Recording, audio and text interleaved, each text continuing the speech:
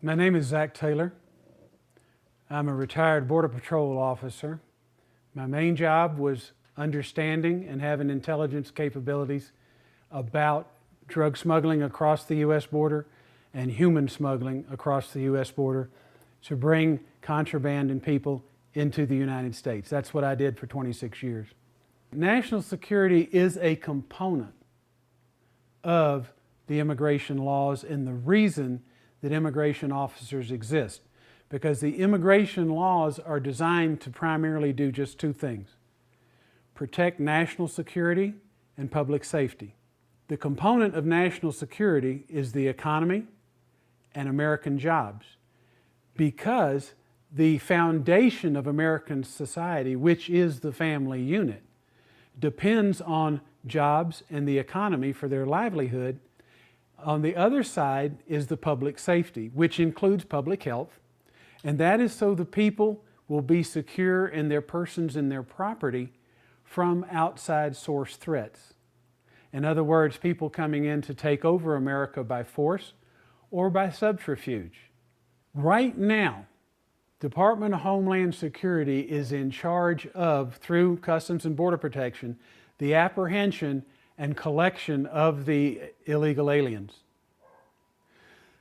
This Center for Disease Control and Prevention is in charge of the screening with the U.S. Public Health Service. I've never seen the CDC or U.S. Public Health Service work together with the Border Patrol at the border, ever.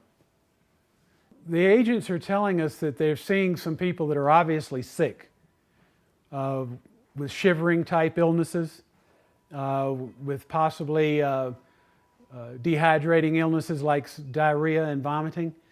But those people are disappearing. We don't know what they have, where they're going, where they're taking them. Surely they're being quarantined somewhere, we just don't know where.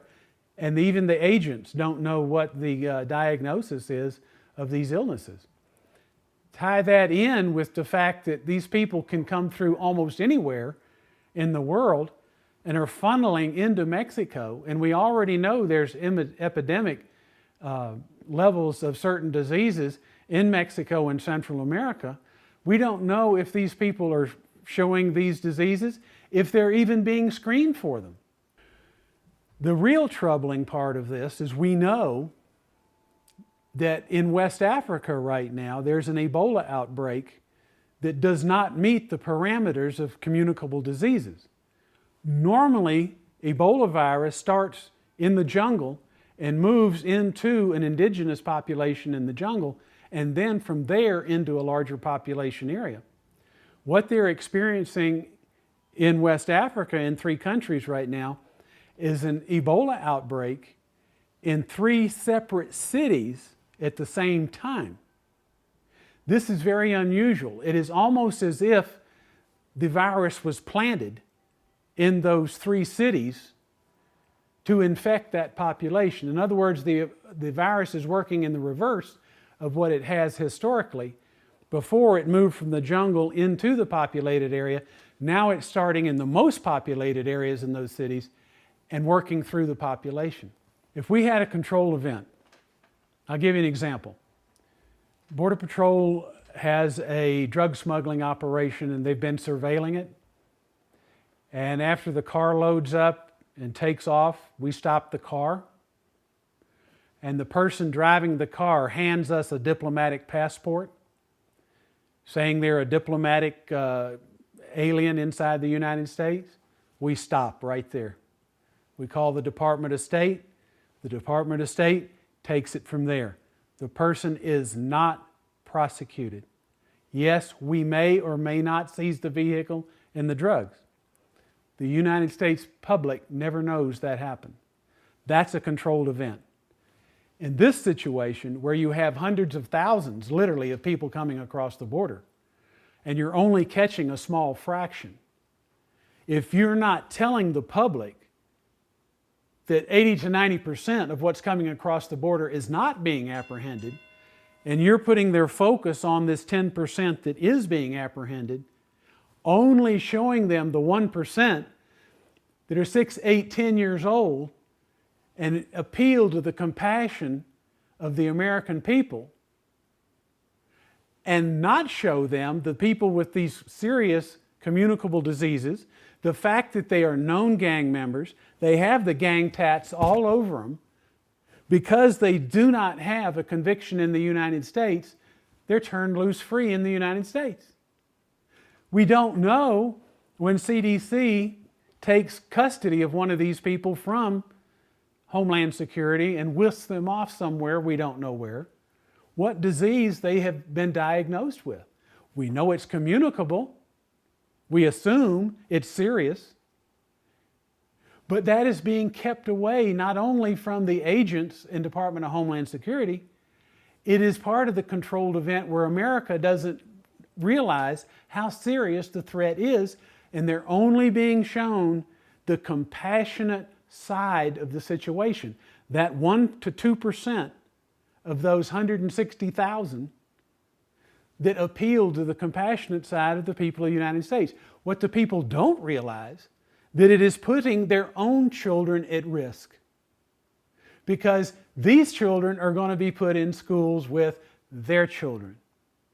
This administration and past administrations have not lived up to enforcing the rule of law with regards to national security and immigration laws. The reason we're having the press of the Central American minors is because this particular administration has invited them to come here. The problem, as I see it, and as apparently because Centers for Disease Control, Health and Human Services, and Department of Homeland Security are trying to make this a control situation, they're anticipating a large national crisis. When you see that FEMA is preparing for 200 million deaths in the United States, that tells you something. When you see that the government is controlling the supply of ammunition and that basic medical supplies are in short supply in southern Arizona, something's wrong. They are anticipating something drastic. If they had enforced the law, if they did enforce the immigration law, and if they had expeditiously removed these people that came here, this group of minors, they would have dealt with this situation.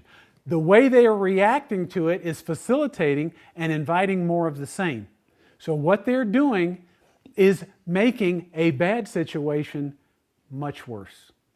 The real reason these people are probably coming here from an intelligence point of view is to mask or draw attention away from something else that is happening. Since the United States government is encouraging this, it is something that the United States government wants to happen. They have significant CIA, FBI, Department of State, Homeland Security, Army, Navy, Marines, Coast Guard, you name it, in Central America right now, have been there a long time. They know what's going on. We're not doing anything to stop the obvious threat. 2 years ago, I became acquainted with a person that lives in Mexico City.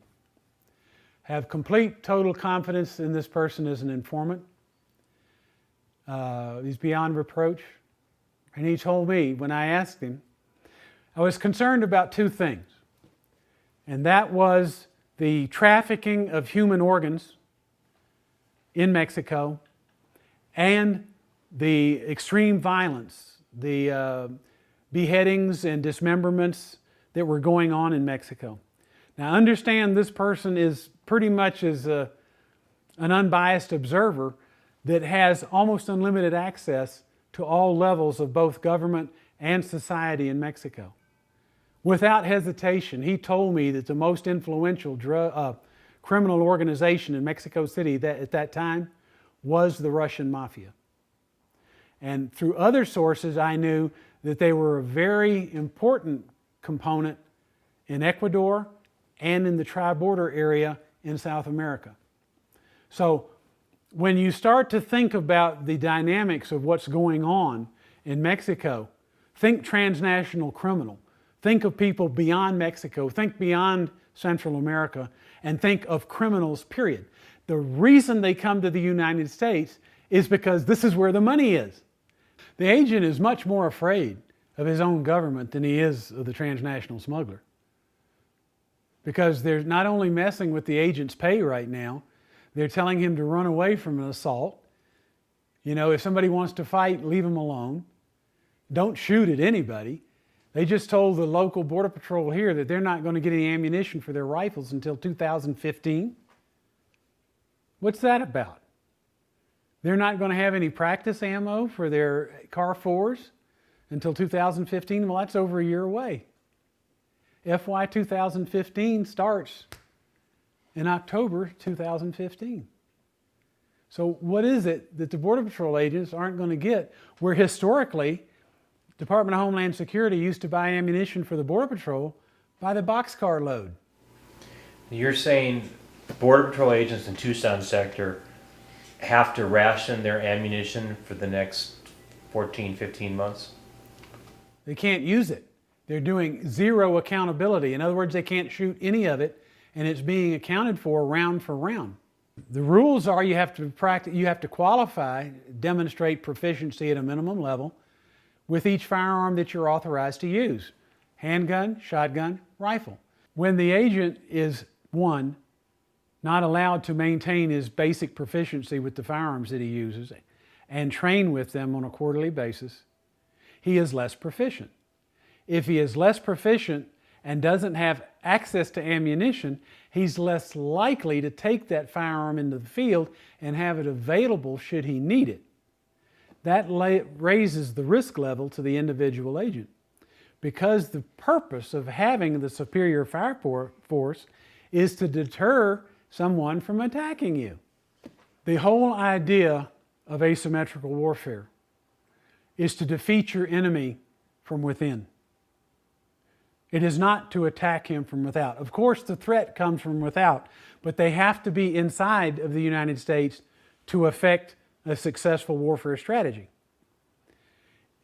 If asymmetrical warfare is going to be successful, the first thing that has to be done is to compromise America's defenses against invasion, because they have to have their personnel inside the United States to affect the infrastructure.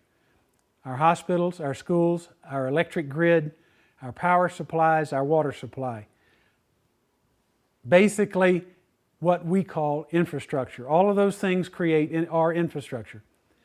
But they have to affect the degeneration from inside the United States.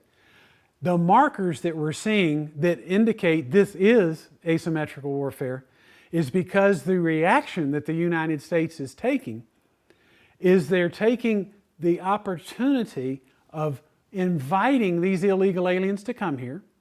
They're concentrating them in one place in the United States, the Rio Grande Valley, and they're drawing the resources that are protecting the rest of the United States border to care for the illegal alien children, to help with the overflow of the minors, to transport, to take care of the needs of these people while they're in Homeland Security custody. All this takes the resources that are protecting America at the border off of the border. So now the borders are wide open. This gives the people that are trying to get their infrastructure, their personnel, their drugs, their dirty bombs, their biological weapons, their chemical weapons into the United States without being noticed, because this part of the border is open. It is not being patrolled. It is a perfect military strategy. It doesn't raise any eyebrows because we're focused on the children. But we need to focus on our children, because this is asymmetrical warfare. Everything says it is. And the way the United States government is responding to it is concealing that fact from the American people. In other words, they're assisting in the downfall of America. And you need to understand that.